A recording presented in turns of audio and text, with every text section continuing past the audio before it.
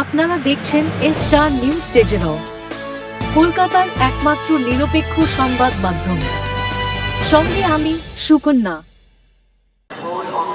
Star news digital থেকে আমরা আজকে এসেছি সন্দীপদার বই লঞ্চে। সন্দীপদার সম্বন্ধে তো বলার কিছু নেই, খুবই চেনা পরিচিত একজন ফিগার। সিরিয়ালে এবং জনপ্রিয়তায় উনি সবারই মন কেড়েছেন।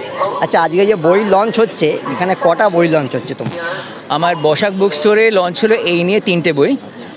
প্রথম বইয়ের নাম হচ্ছে কলের গান। এবার কলের গান হচ্ছে একটা সায়েন্স ফিকশন, যারা কল্পবিজ্ঞান পড়তে ভালোবাসেন তাদের নিশ্চয়ই মন ছুঁয়ে যাবে।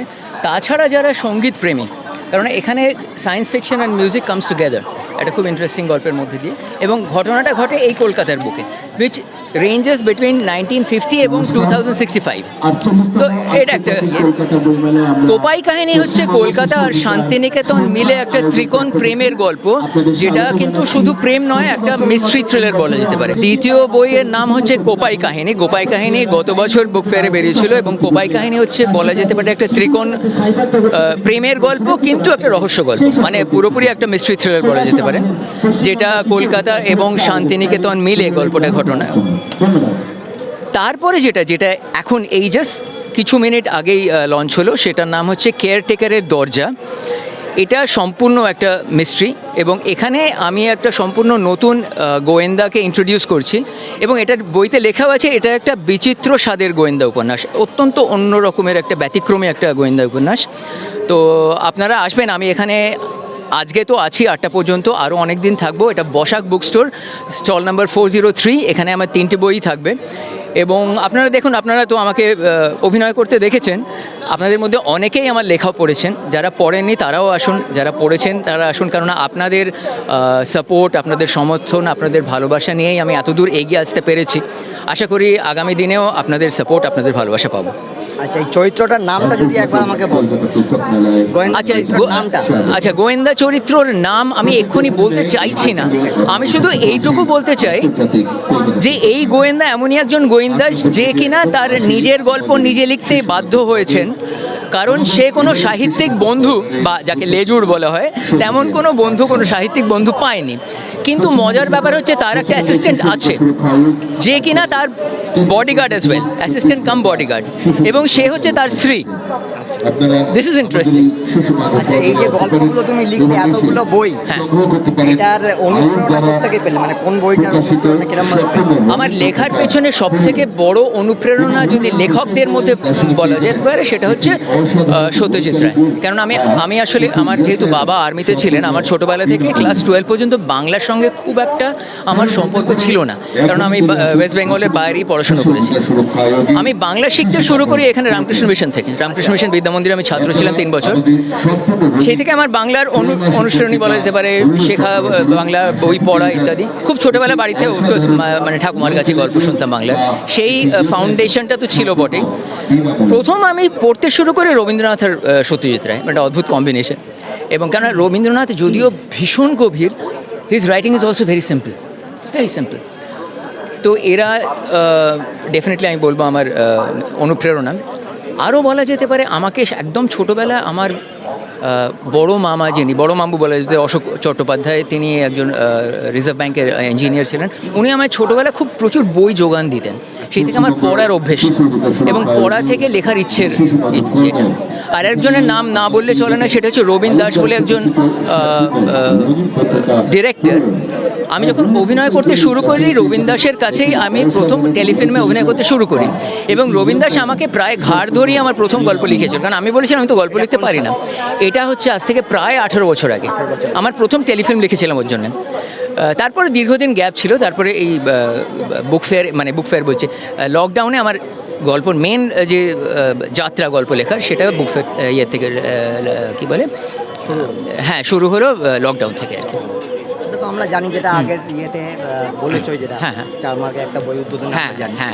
তো এইবার যে 3খানা বই রিলিজ হলো, এর পরবর্তী আবার কতটা সময় বাদে, কিংবা কতটা? না, আমি আমার অলরেডি পরের বই 2খানা বই আমার লেখা চলছে, কারণ লেখাটা আমার একটা অদ্ভুত রকমের নেশা হয়ে গেছে, ভীষণ রকমের নেশা হয়ে গেছে। ইনফ্যাক্ট আমি যখন মেকআপ রুমে বসি, ল্যাপটপ নিয়ে যাই, আড্ডা হয়, আড্ডার ফাঁকে যখন গ্যাপ পাই আমি লিখি। আর লেখা থেকে যে আনন্দ পাই সেটা তো বলার নয়।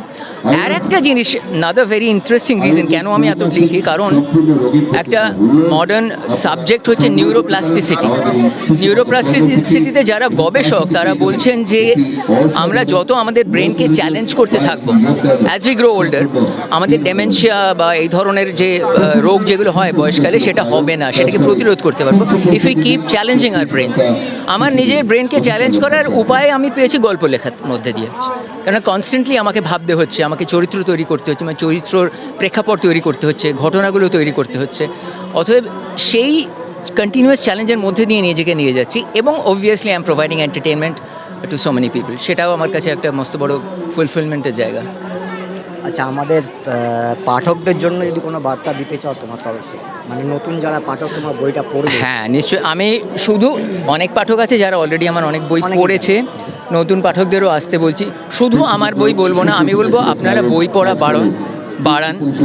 বিশেষ করে যারা এখন নতুন প্রজন্মের, তারা তো বড্ড বেশি সোশ্যাল মিডিয়ার সঙ্গে মিলেমিশে আছেন, যেটা খুব স্বাভাবিক, এবং সোশ্যাল মিডিয়াকে আমি কখনোই বর্জন করছি না, কেননা আমি আমার লেখার অনেক রিসার্চ সোশ্যাল মিডিয়ার মধ্যে দিয়েই করি, ইট হেল্পস ইমেন্সলি।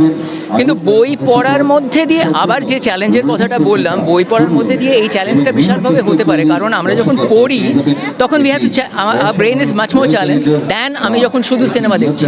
কেন সিনেমাতে প্রেক্ষাপট, চরিত্র, তাদের কিরম দেখতে, কী ঘটছে সবই চোখের সামনে, মনকে কিছু ভাবতে হচ্ছে না। যখন পড়ছি তখন ওই কালো কালো লেখাগুলোর থেকে আমায় মানে বার করতে হচ্ছে, সেটা ভাবতে হচ্ছে, সেটা আমাকে ভিজুয়ালাইজ করতে হচ্ছে, ব্রেনটা অনেক বেশি actively involved in the process. তাই জন্য বলছি আপনারা ডেফিনেটলি পড়ুন, এবং পড়ার আনন্দের জন্য তো বটেই পড়ুন। আর বইয়ের যে আমরা মনে করি যেটা আপনার একটা নতুন বইয়ের গন্ধ, স্পর্শ আর লেখা, এটা সোশ্যাল মিডিয়ায় কোনোভাবেই পাওয়া যায় না, কিংবা ডিজিটালে এটা একটা ভীষণ নস্টালজিক ব্যাপার। আমি ছোটোবেলায় মনে হচ্ছে, এখন আমি স্কুলের বইও নতুন ক্লাসে উঠলাম, বই কেনা হলো, ফার্স্টে বইয়ের গন্ধ শুকতাম, ভীষণ আনন্দ হতো। আচ্ছা, এবার তোমার এইটা কতদিন চলছে, মানে কতদিন এই লেখার পর্ব? আমার লেখার পর্ব তো আমি বললাম 18 বছর আগে শুরু হয়েছিল, কিন্তু তখন আমি 2-1টা টেলিফিল্মের জন্য লিখেছিলাম রবীন দাসের হাত ধরে। তারপরে আর অভিনয় নিয়ে ব্যস্ত হয়ে পড়েছিলাম, প্লাস আমার ফ্রিল্যান্সিং কাজ আছে বিজ্ঞাপনের, সেই নিয়ে ব্যস্ত হয়ে পড়েছিলাম। লকডাউনে আমি প্রথম কি করব, এতটা সময় হাতে, ভাবলাম লিখি আরেকবার। সেই যে লিখেছিলাম অতগুলো বছর আগে, 3-4টে গল্প লিখে ফেলে একটা দুটো মানে বাড়িতে তো পড়ে শোনালাম আমার গিন্নিকে, আমার মাকে, বন্ধুবান্ধব, তারা খুব ভালো বললো। তারপরে ফেসবুকে দিলাম, ফেসবুকেও অনেকে ভালো বলছে, কমেন্টস পাচ্ছিলাম। ফেসবুকে আমার গল্প শেয়ার হয়ে একজন পাবলিশারের হাতে গিয়ে পৌঁছলো। সেই পাবলিশারের নাম হচ্ছে সুদীপ ভট্টাচার্য, যিনি ঘরে বাইরে পাবলিকেশন, আজকে ঘরে বাইরে পাবলিকেশনেও আমার আর একটা বই আছে, রিলিজ আছে। তো উনি আমার সঙ্গে যোগাযোগ করলেন, বললেন যে আপনার যদি আরও গল্প থাকে, আমি আপনার 4টে গল্প নিয়ে একটা রিলিজ করতে চাই বই। তা আমি বললাম, বারে এটা তো দারুণ মজার ব্যাপার। সেই আমার শুরু আর কি।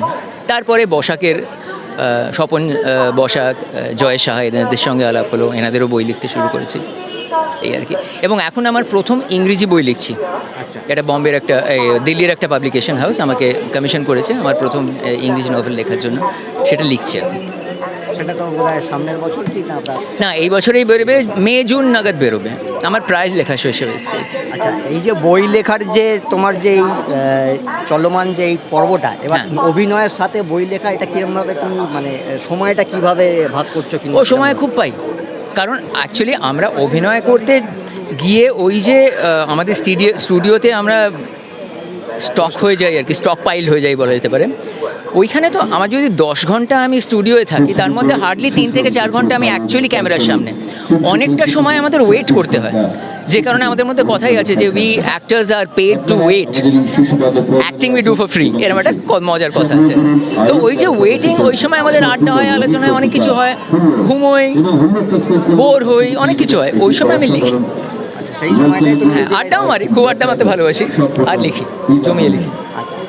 যদি একবার ফাইনালি 3টে বইয়ের নাম একবার যদি বলেন। হ্যাঁ, আমার প্রথম বইটার নাম হচ্ছে কলের গান, যেটা একটা science fiction, musical science fiction. দ্বিতীয় বইটার নাম হচ্ছে কোপাই কাহিনী, কলকাতা এবং শান্তিনিকেতন নিয়ে একটা ত্রিকোণ প্রেমের গান, যেটা একটা মিস্ট্রির মধ্যে দিয়ে যাবে।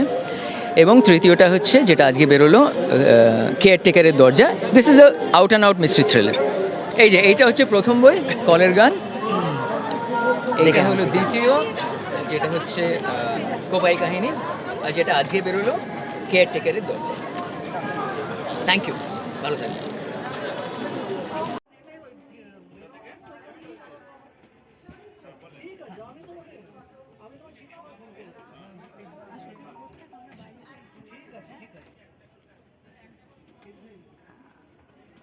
তুমি দেবে যখন ব্যালেন্সটা এদিক দিয়ে দেবে, তাহলে তোমার আর কোনো টেনশন নেই। নমস্কার, যারা যারা হুল্লোড়ে গ্রহণ করতে চান আর দেরি না করে আমাদের একবার এইদিকে। পশ্চিমবঙ্গ শিশু অধিকার সুরক্ষা আয়োগের স্থানে চলে আসুন। হুল্লোড়ে গ্রাহক হয়ে যাওয়ার সাথে সাথেই 2025 সালে